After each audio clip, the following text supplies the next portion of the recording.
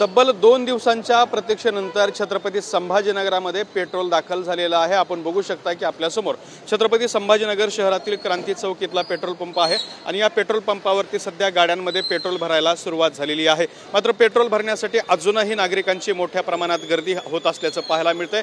पाठीमागे जर आपण बघितलं तर पेट्रोल भरण्यासाठी रांगा लागलेली आहेत आणि इथले कर्मचारी सगळ्याच पॉइंटवरून सध्या पेट्रोल भरून देण्यामध्ये व्यस्त असल्याचं पाहायला मिळतंय। डाव्या बाजूला जर बघितलं आपण तर या ठिकाणी 4 चाकी वाहनांची सुद्धा रांग लागली असल्याचं आपल्याला पाहायला मिळतंय। 4 चाकी वाहनांमध्ये सुद्धा डिझेल भरणं सुरू असल्याचं सुद्धा पाहायला मिळतं आहे। पेट्रोल जरी दाखल झालं असलं तरी सुद्धा वाहनांच्या रांगा आणि गर्दी मात्र कायम आहे। मात्र आज पेट्रोल दाखल झाल्यामुळे जनजीवन जे आहे ते सुरळीत होत असल्याचं आपल्याला पाहायला मिळतंय। पेट्रोल संपल्यामुळे वेगवेगळ्या ठिकाणी जनजीवन विस्कळीत झालं होतं, मात्र आता पेट्रोल दाखल झाल्यामुळे हळूहळू का होईना जनजीवन सुरळीत व्हायला सुरुवात झालेली आहे। कॅमेरामन हर्षल सोबत दत्ता कानवटे, TV9 मराठी, छत्रपती संभाजीनगर।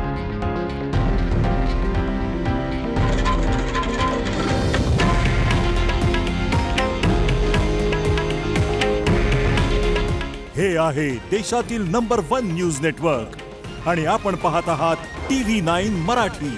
काळजी तुमची, हित महाराष्ट्राचं।